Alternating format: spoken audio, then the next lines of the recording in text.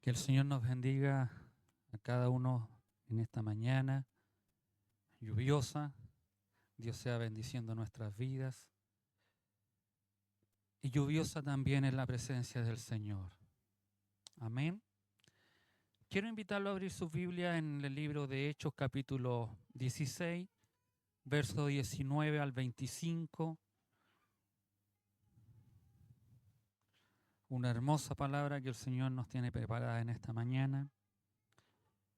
Hechos capítulo 16, verso 19 al 25.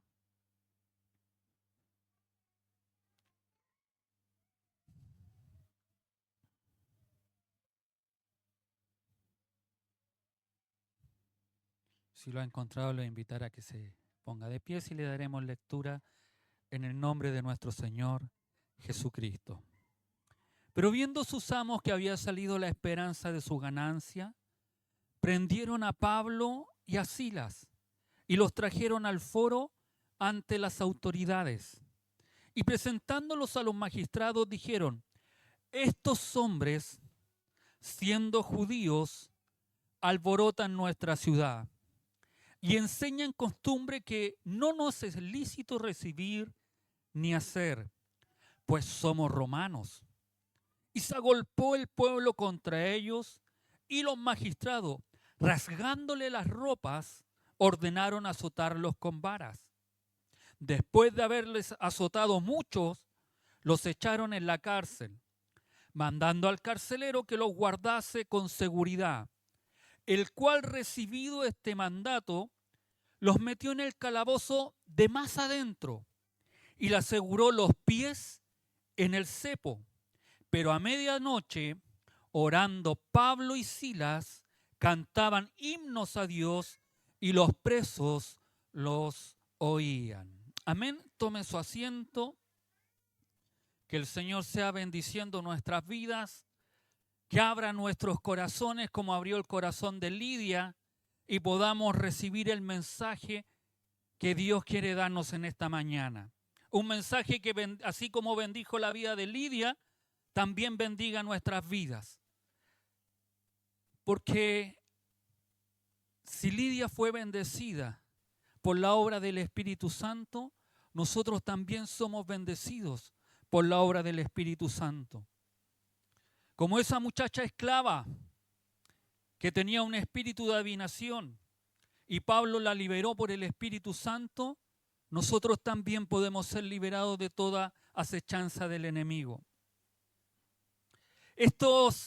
Este hecho de esta chica que veíamos la semana pasada, donde quedamos justo cuando Pablo se da vuelta después de escucharla durante mucho tiempo, que ella iba diciendo abiertamente. Yo no sé cuántos de ustedes escuchan a veces esos camiones que van tocando la bocina cuando traen leña, o aquel megáfono que pasa diciendo que trae papas y trae huevos, y a veces cuando es mucho es casi molesto.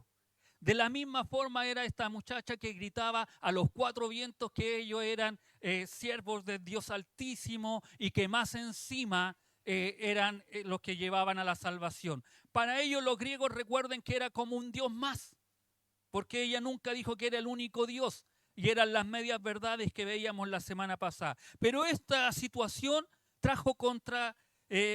tiene un contraste que muchos de nosotros no estaríamos dispuestos a vivir, y donde este pasaje nos enseña que la verdadera paz no depende de las cosas pueden salir bien.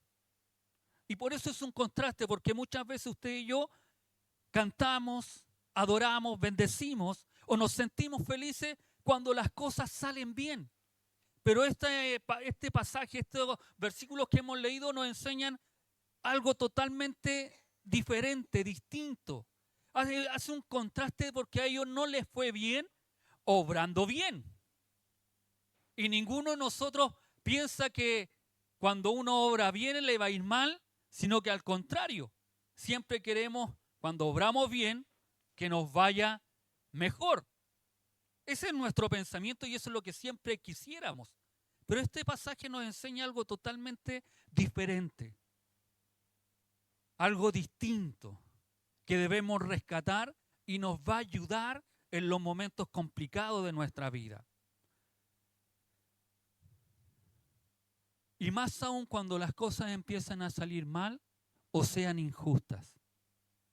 Hoy en día muchos de nosotros estamos en busca de una vida de prosperidad y éxito. Y el mundo nos lleva hacia allá. Y aunque esto no es algo malo en sí mismo, a menudo caemos en la tentación de hacerlo a cualquier costo. Sin embargo, los versos que hemos leído nos muestran una lección valiosa sobre la verdadera fuente de nuestra esperanza y el precio que puede costar seguir a Cristo. El verso 19 nos dice, pero viendo sus amos que había salido la esperanza de su ganancia, cuando el espíritu demoníaco, llamémoslo así, salió de esta chica, también se abrió la forma en que sus amos obtenían sus ganancias. Deberían haberse, y es lo que normalmente uno debiera pensar y debiera anhelar, ellos deberían haberse regocijado, haberse alegrado al ver que la muchacha había sido liberada del espíritu malo. Pero ellos se enfurecieron de que se les hubiera cerrado aquella fuente de ingresos, porque ellos no se preocupaban por el bienestar de aquella muchacha, sino solamente por las ganancias materiales que obtenían por medio de la explotación de alguien que para ellos era insignificante, era una esclava solamente para ellos. Esa era la situación que se estaba viviendo. Pablo ora, Pablo reprende, Pablo expulsa aquel espíritu y la chica ya no adivinó más, fue liberada, fue rescatada, pero ellos, en vez de alegrarse, contentarse, se molestaron, se enfurecieron porque ya no iban a percibir aquella ganancia. Se parece, como les dije la semana pasada, es casi similar a lo que ocurrió con el endemoniado gadareno. ¿Se recuerdan?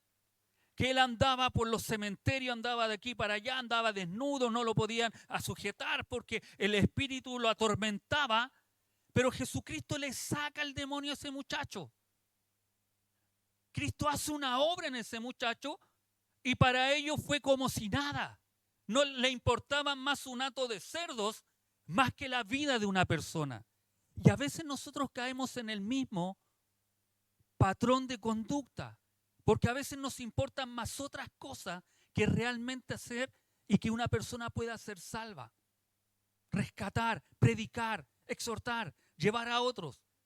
Este daño económico a personas sin escrúpulos que les importaban más las ganancias que un verdadero accionar de Dios en beneficio de las personas, se repite un caso parecido en Efeso. En Efeso Pablo llega y empieza a predicar y la gente empieza a abandonar y ya los templillos de Diana ya no empiezan a comprarlo. Obviamente el platero se molesta, dice esto está mal, esto no está ocurriendo, ya no tengo las ganancias que tenían antes porque las personas se están convirtiendo al Señor. ¿Y qué hacen? Reclaman.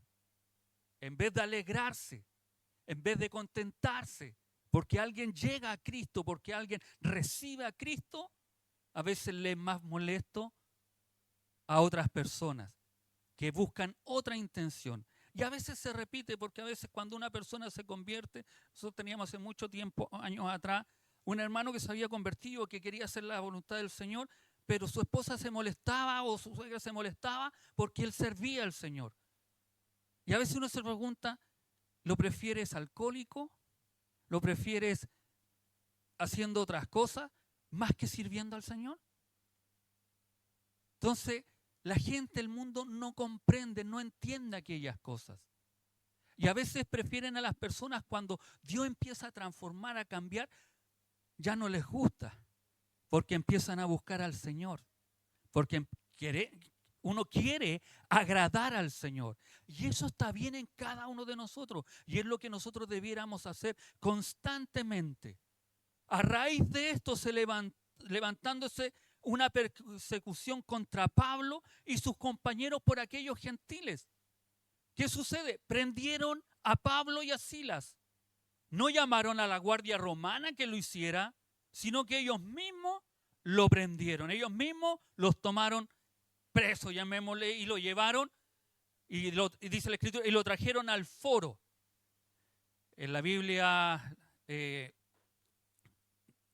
LBLA, quiere decir la plaza, a ese lugar público ante las autoridades que eran los magistrados. Siendo Filipos una colonia romana, probablemente la plaza era semejante al foro romano donde se reunían las autoridades para poder legislar y juzgar en ciertas cosas. Esto nos muestra que el evangelio desafía el interés económico, y esto es importante, hermano, porque el mensaje que tú y yo tenemos desafía el interés económico y las estructuras sociales.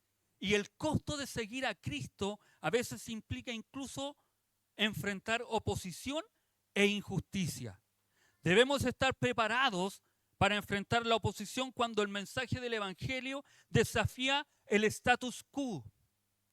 Esto significa al estado de las cosas en un momento determinado. Y esto se utiliza para referirse a la situación actual, social, política o económica que se mantiene sin cambios, representando la estabilidad, la tradición o la resistencia a modificar las normas existentes. ¿Qué quiere decir esto? Que el evangelio desestabiliza aquellas cosas, porque la gente está acostumbrada a ir en una dirección, pero el evangelio, Cristo, desafía aquellas cosas, desafía las tradiciones, desafía las culturas, desafía lo que el mundo enseña para enseñar la verdad absoluta que es Cristo. En un mundo donde vivimos una verdad que quiere ser referente, que cada uno quiera tener su verdad, que cada cual quiera comportarse como quiera o quiera conseguir las cosas que quiera, el evangelio trastoca aquellas cosas e incluye el temor a este Dios maravilloso, al servicio de este Dios. Ser cristiano en este tiempo no es fácil. Ser un verdadero cristiano en este tiempo no es fácil. Ser un cristiano mediocre es re facilísimo. Ser un cristiano a media no tiene ningún problema, ninguna dificultad. Pero ser un verdadero cristiano te va a contrarrestar con el mundo actual que estamos viviendo. Y es ahí donde tú y yo debemos escoger. ¿Qué quiero ser? ¿Qué tipo de cristiano quiero ser?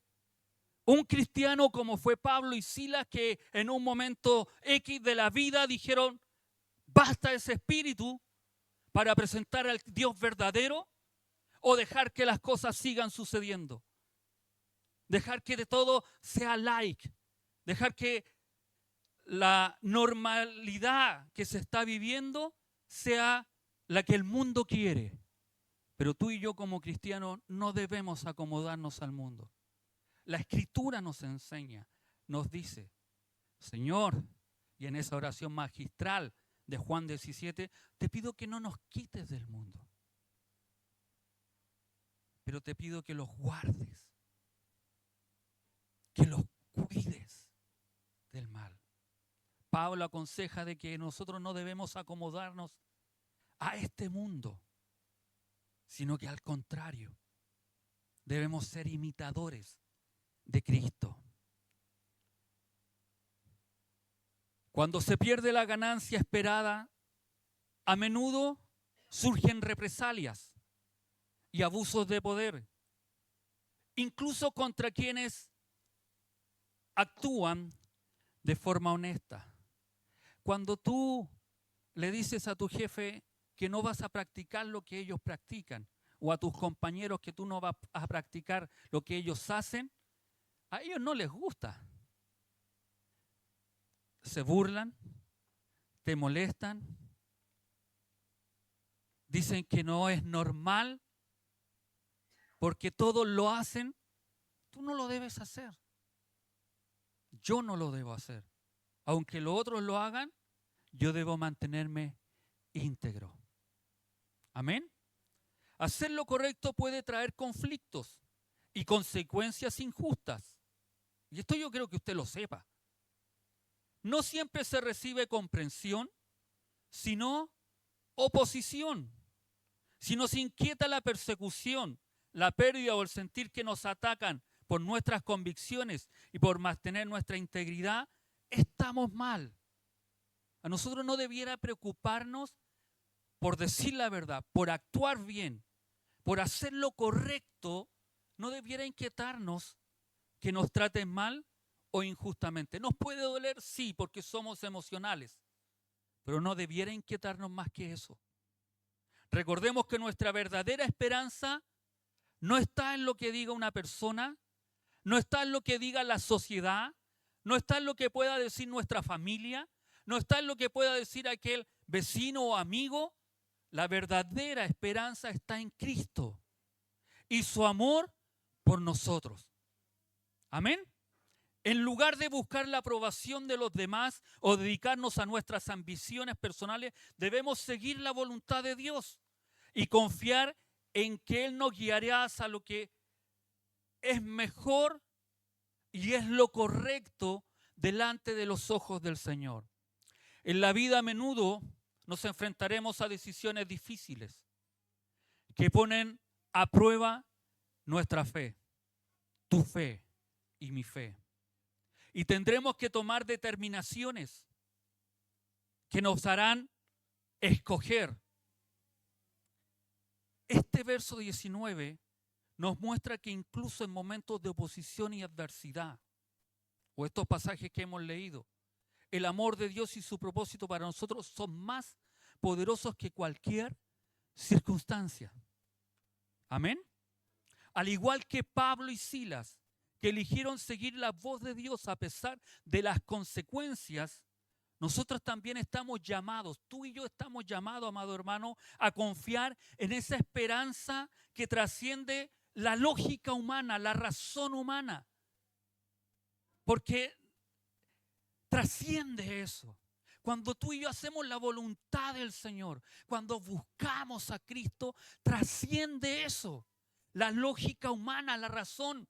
El ser humano hoy busca otras cosas, satisfacerse a sí mismo, querer obtener fama, recursos, logros, que no son malos si están en la voluntad del Señor.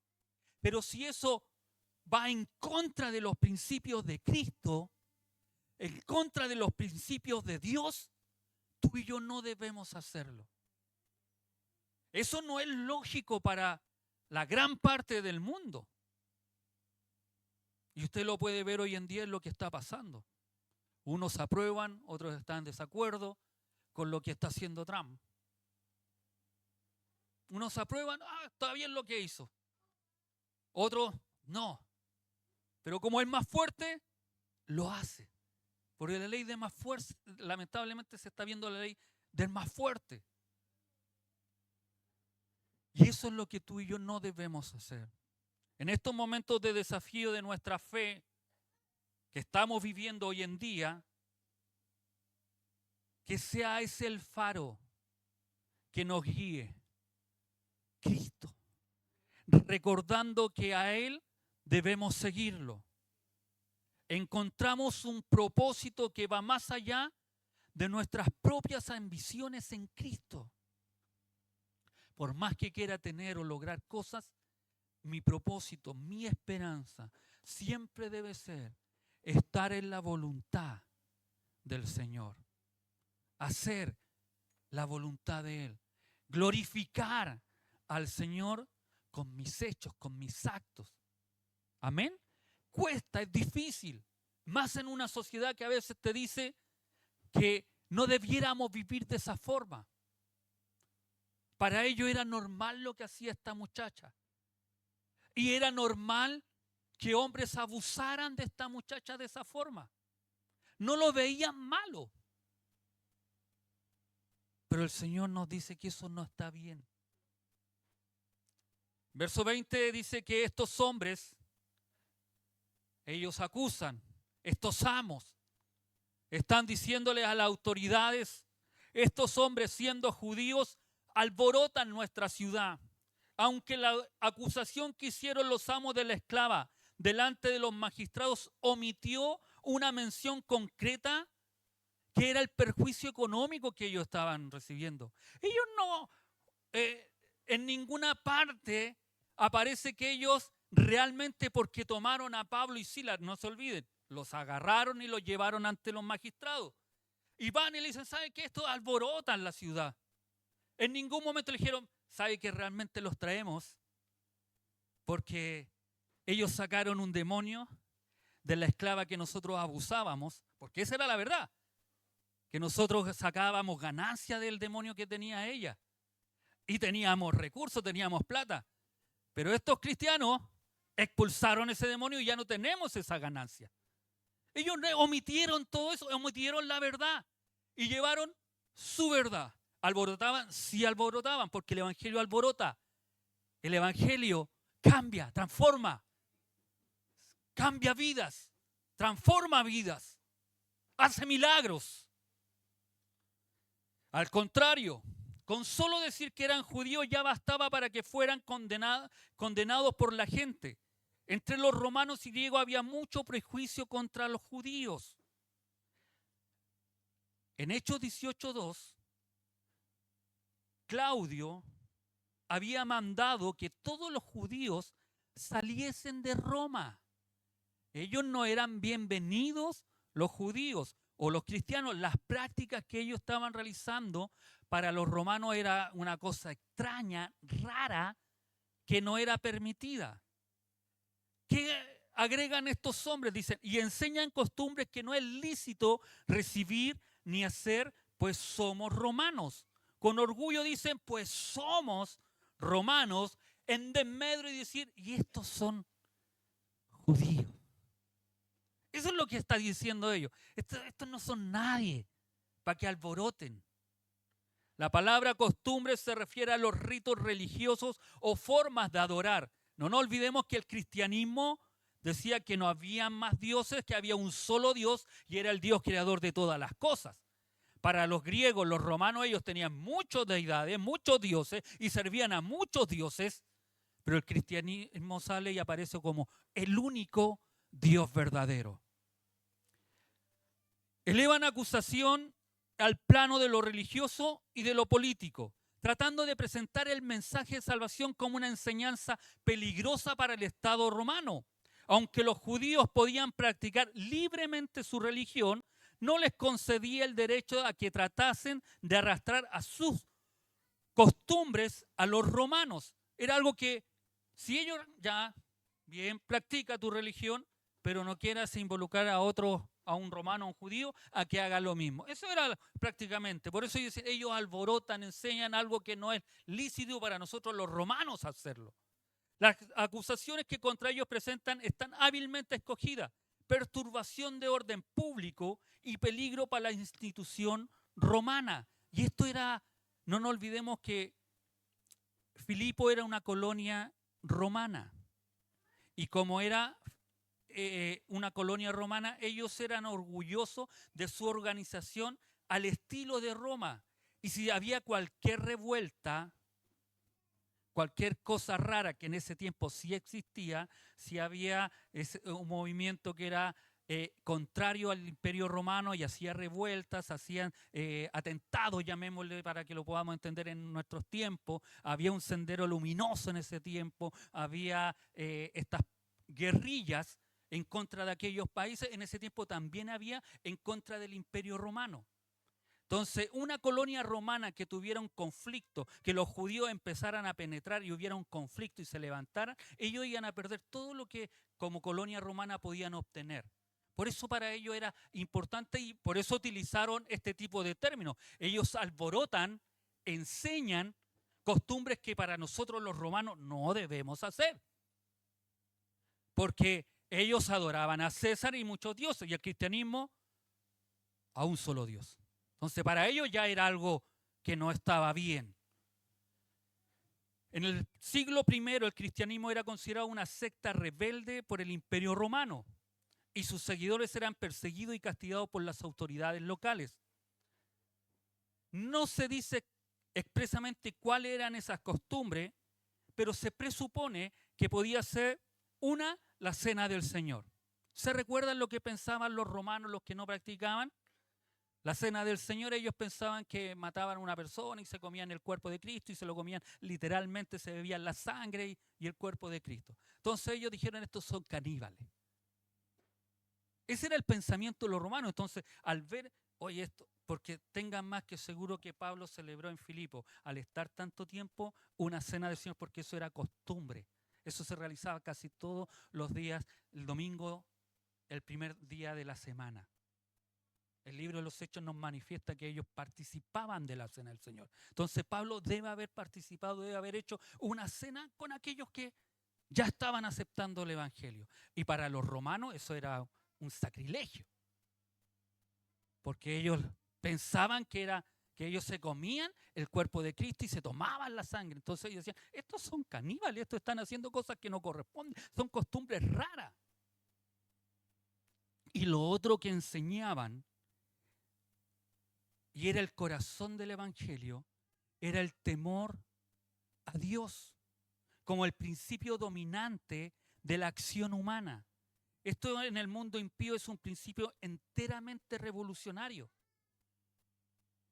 Porque no es ese temor, ay, que usted puede ver en El Conjuro y en otras películas de terror que pueden haber. No es ese temor.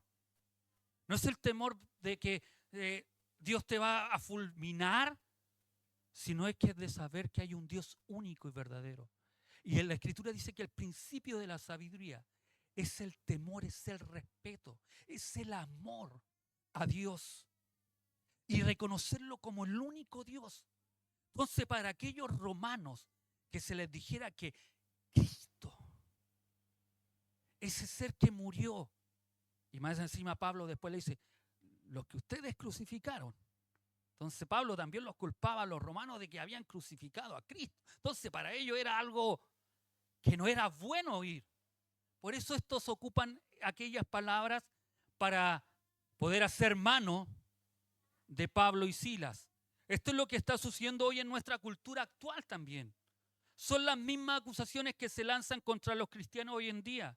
Provocamos un alboroto al predicar verdades que se oponen al pensamiento del mundo de hoy. ¿Es difícil ser cristiano en estos tiempos? Sí, es difícil.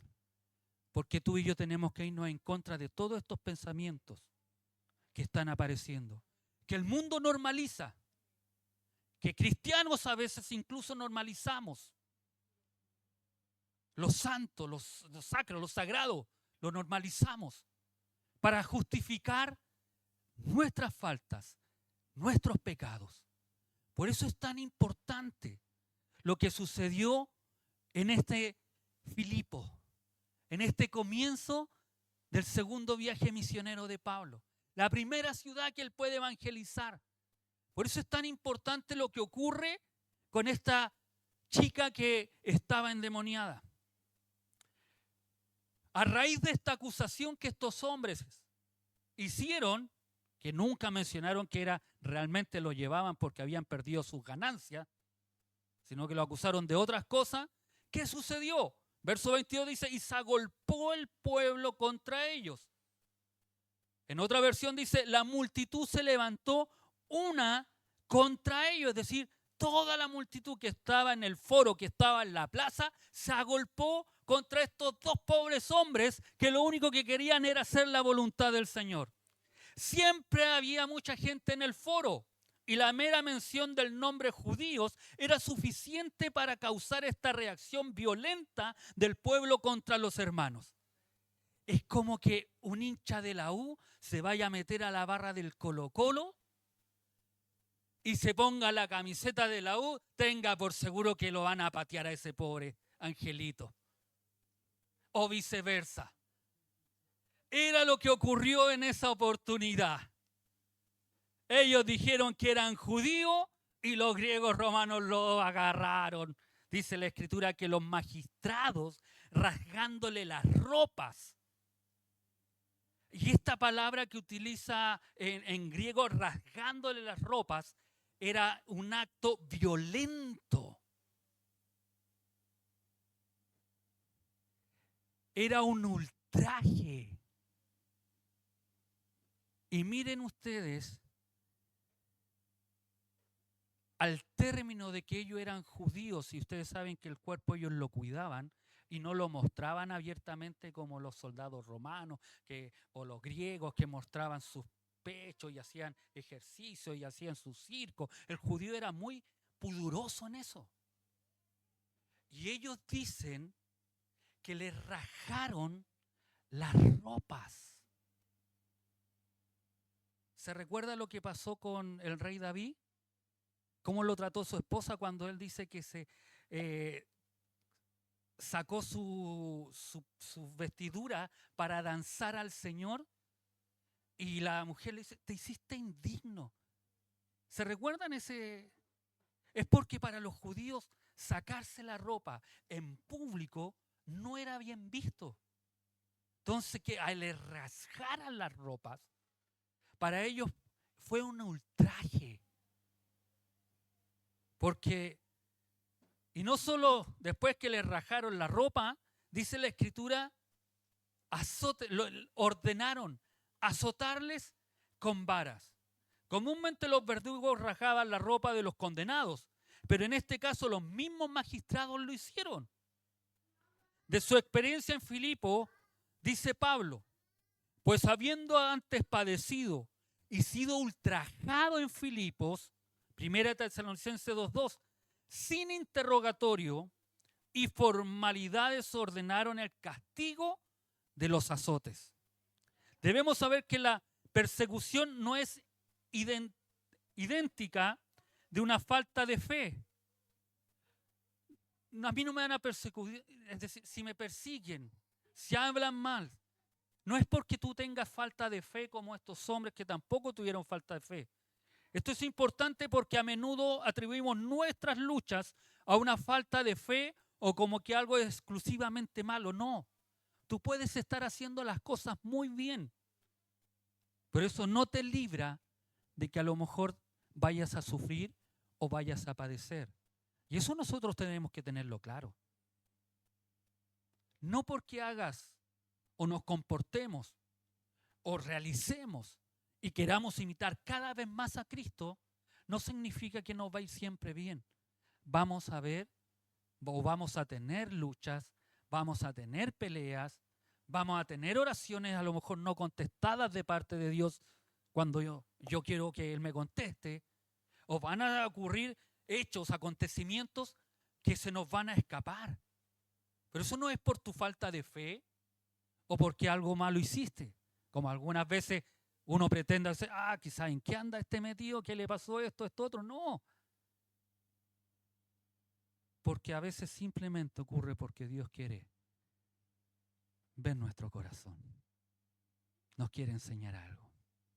Amén.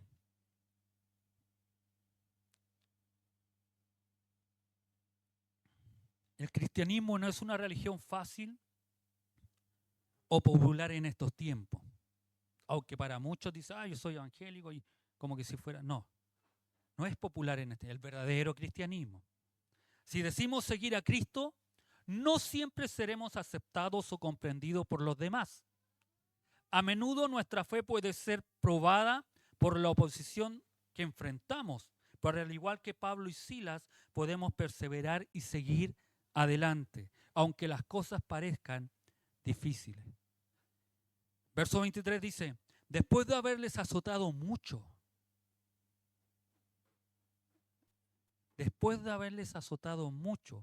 los echaron en la cárcel.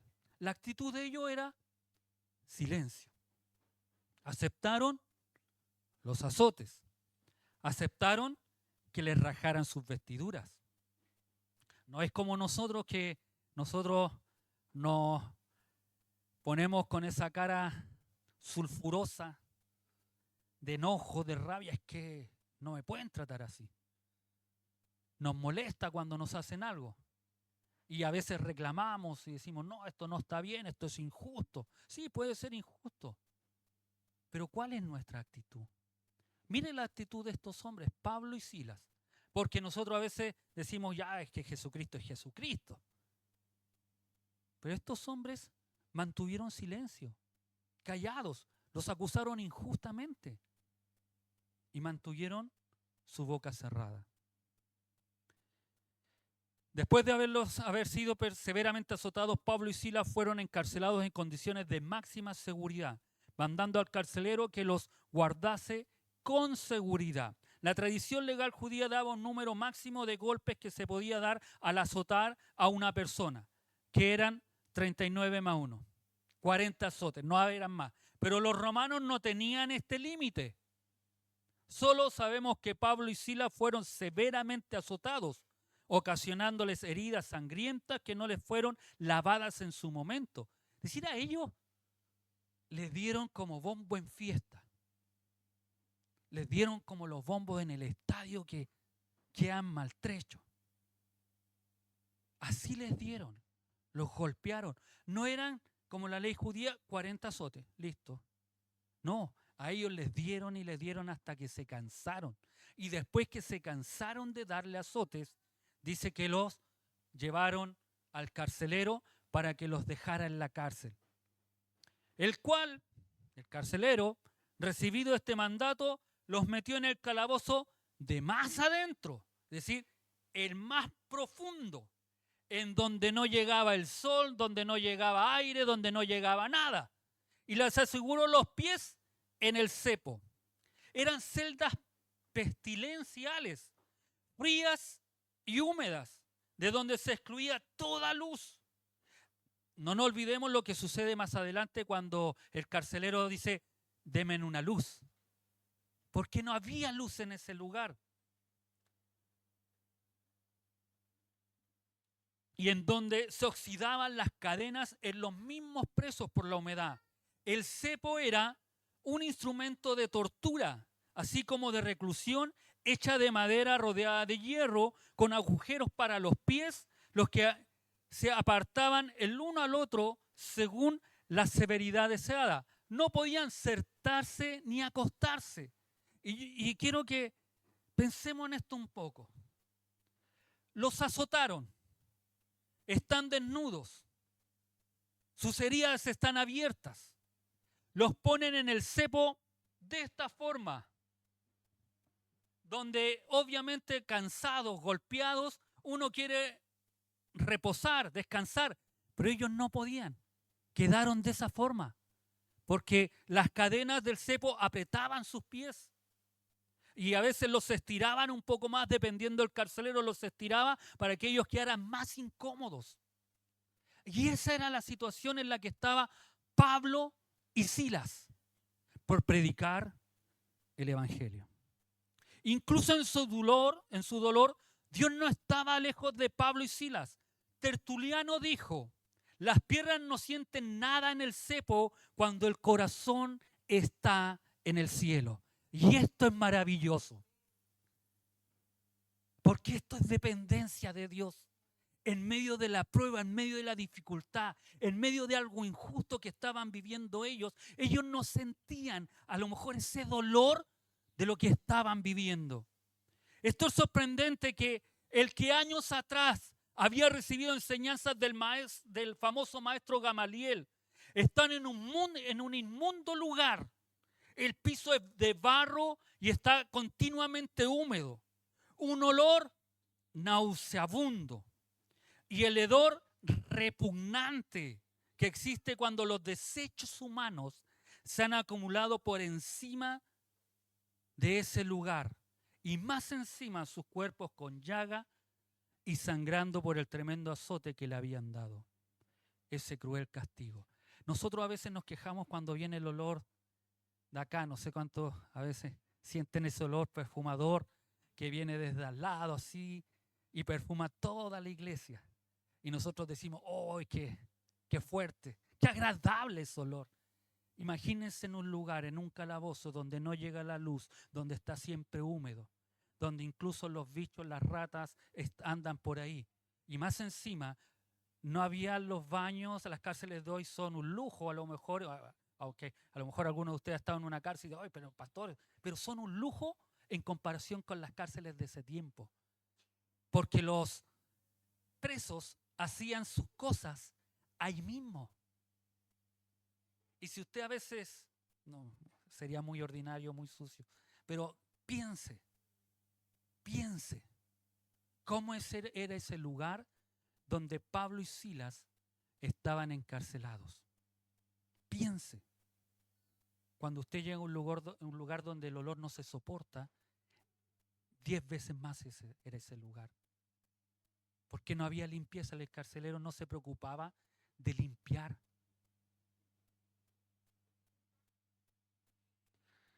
Por eso es sorprendente que este hombre, que había sido enseñado, que era fariseo, que era judío, tenía un estatus, años después está en esta situación y no reniega. No reniega. Porque el verso 25 nos dice, pero a medianoche, orando Pablo y Silas, cantaban himnos a Dios. De esta manera demostraban su fuerza y madurez espiritual. Pablo nunca dejó que las prisiones estorbaran su ministerio. Hoy nosotros nos quejamos por todo. Porque me miraron, porque no me miraron, porque me hicieron o no me hicieron, por esto, esto, otro, porque aquí, por allá. Nos quejamos a veces por todo. Pero este hombre ni siquiera se quejó. Este hombre fue injusto, encadenado ahí. Después de haber sido azotado, maloliente. En ese lugar se pone a adorar, se pone a cantar, se pone a bendecir, se pone a orar al Señor. No estaban enojados ni disgustados por causa de la injusticia que habían sufrido. En lugar de murmurar, oraban y cantaban himnos a Dios. En lugar de quejarse contra Dios, lo alababan. El enojo, el disgusto y el odio no nos permite orar y cantar himnos. Cuando tú y yo nos quejamos por la situación que estamos viviendo y no glorificamos y no oramos a Dios, va a ser imposible pasar ese trauma o ese problema o esa dificultad. Porque el enojo no nos permite. El disgusto que tenemos muchas veces no nos permite orar y adorar al Señor. La Escritura nos dice, orad sin cesar, aunque sea en la cárcel de medianoche. Por nada, dice la Escritura. Y esto es maravilloso porque lo dice Filipenses 4:6. Una carta que después Pablo le envía a aquellos de Filipo que sabían lo que él había sucedido, lo que él había pasado. Les dice, por nada estéis afanosos, sino sean conocidas vuestras peticiones delante de Dios en toda oración y ruego, con acción de gracia. Pablo, el mismo Pablo que está ahí en Filipo, encarcelado, más adelante les escribe, ¿sabes qué? Cuando yo estaba encarcelado, cuando yo pasé esto, cuando yo sufrí, yo me puse a adorar y orar al Señor. Cambió su actitud, su forma de ver el problema en el cual estaba pasando. ¿Cómo tú y yo vemos la dificultad que estamos viviendo? ¿Cómo la vivimos? ¿Cómo la pasamos? ¿Nos quejamos? ¿Nos angustiamos? ¿Reclamamos al Señor? ¿Nos cuesta orar? ¿Nos cuesta leer su palabra? ¿Nos cuesta cantar? ¿Nos cuesta adorar al Señor? Es porque a lo mejor estamos más quejándonos de la situación que estamos viviendo, más que cambiando nuestra actitud. Si nuestra actitud fuera de orar, de entregar nuestro problema, de entregar, de depender del Señor, como lo hizo Pablo y Silas. Ellos dependieron del Señor. Ellos entregaron su problema, su dificultad, su carga al Señor. Y lo único que se pusieron a hacer era cantar y adorar al Señor. Y no dice que lo hicieron bajo. No fue un murmullo. No fue en voz baja que cantaban y oraban. Dice la Escritura, y los presos lo oían, los presos lo escuchaban, los presos estaban escuchando que ellos cantaban y adoraban al Señor. Dios los oía y también los presos los oían. Me imagino cómo les habrá extrañado el sonido de las oraciones y los cánticos que salían del calabozo que estaba más adentro. No era el calabozo del principio, con todas las comodidades, sino que era el calabozo más adentro, más putefacto, más hediondo, más húmedo, con sus heridas ahí. Y a lo mejor algún ratón, alguna rata queriendo lamer la sangre que les corría. Porque no se olvide que en esos bichos la sangre les llama. Y aún ellos estaban así y se pusieron a orar y adorar al Señor. ¿Sabe qué nos enseña esto, hermanos? ¿Sabe que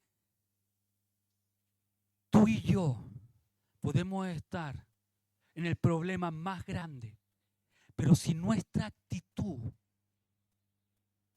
cambia, es transformada y nos ponemos a buscar, adorar y orar al Señor, confiando plenamente el que Él hará, tenga por seguro que cambiará nuestra perspectiva, nuestro estado de ánimo, nuestra situación.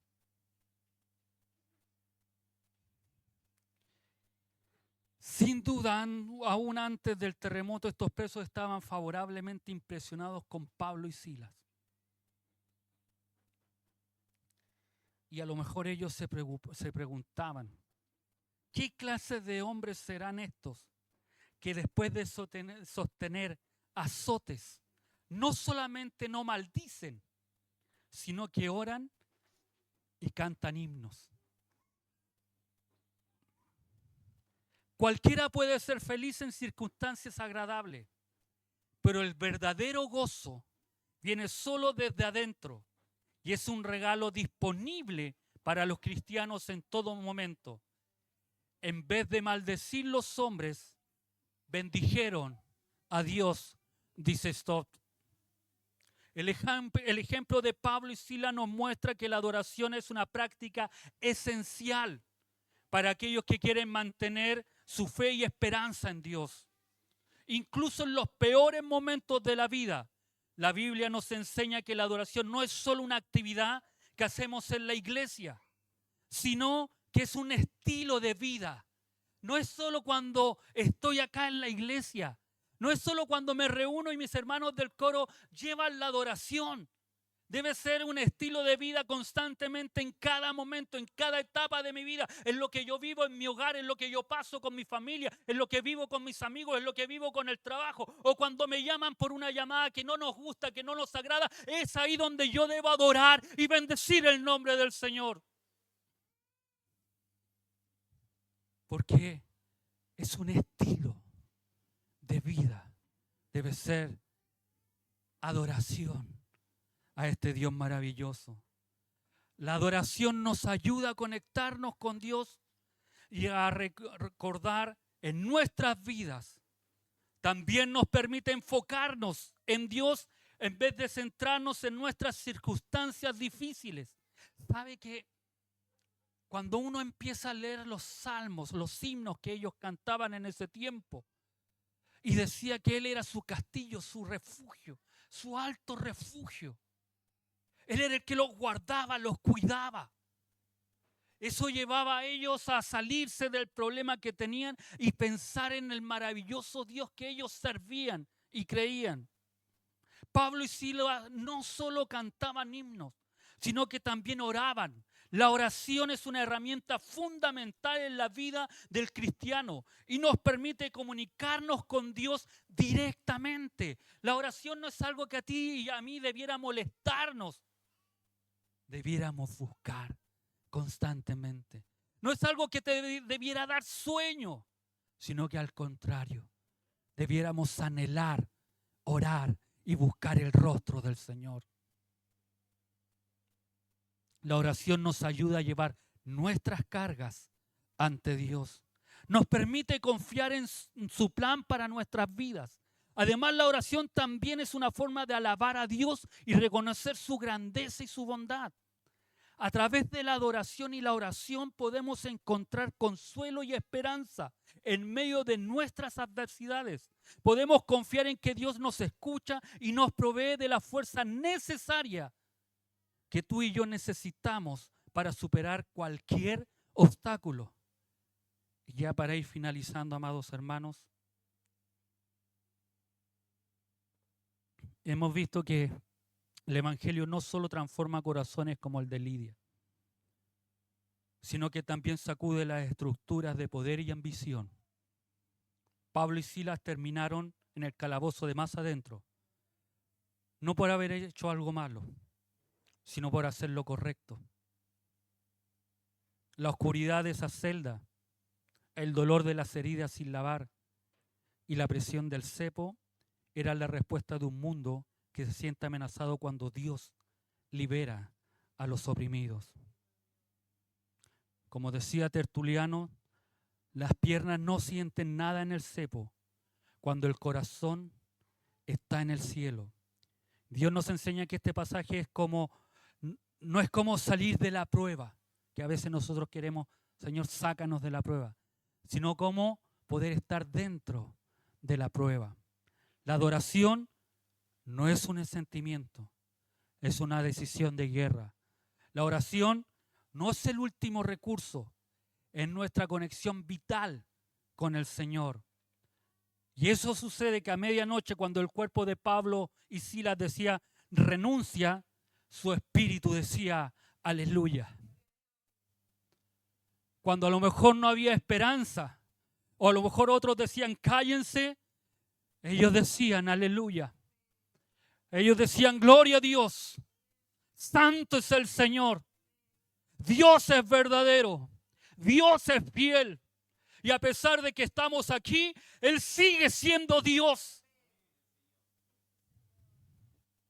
Ellos entendieron que su identidad no dependía de su libertad física, sino de su posición en Cristo.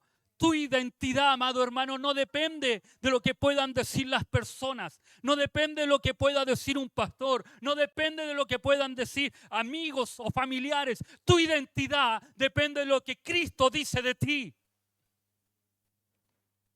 Y como le he dicho siempre, la Escritura dice que tú y yo somos real sacerdocio, nación santa, pueblo adquirido por Dios para anunciar aquellas verdades, aquellas virtudes de aquel que nos sacó de la luz, de las tinieblas a la luz admirable, de aquel que nos da esperanza, de aquel que te llamó, te lavó, te limpió y hoy tienes esperanza de vida eterna.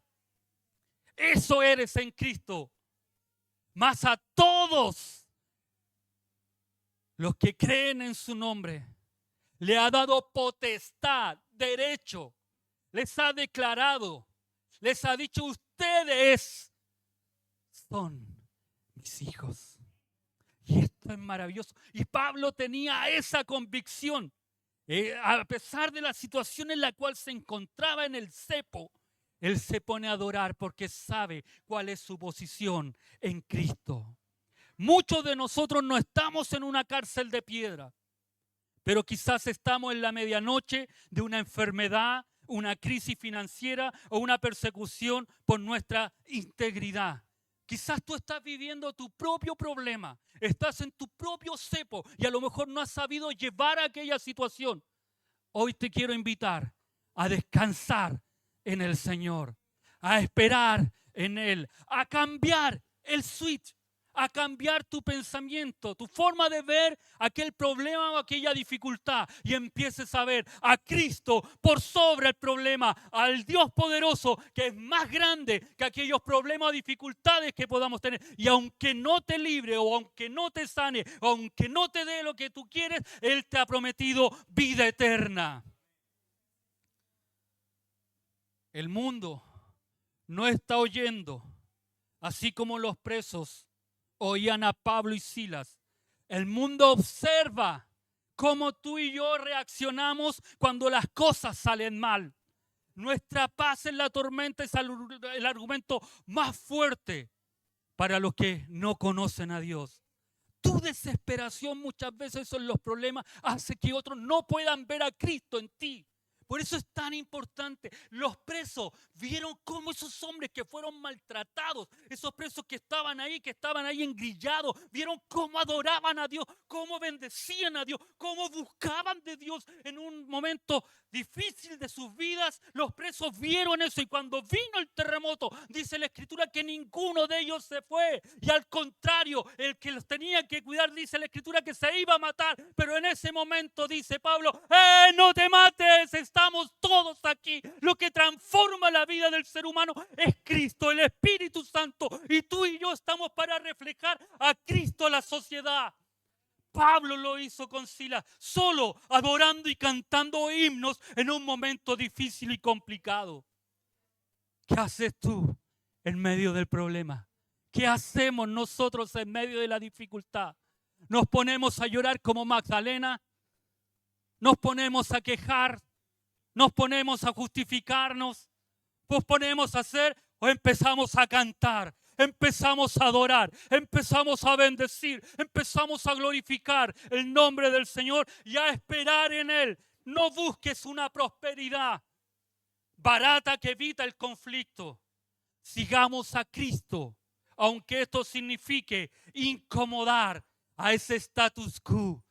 Aunque esto incomode a aquellos que dicen que es normal ir para allá y tú dices, no, alto, yo soy de Cristo. Yo soy de Cristo y no me voy a contaminar con lo que el mundo está haciendo. Necesitamos que el Señor nos dé aquel carácter que Pablo y Silas tenían.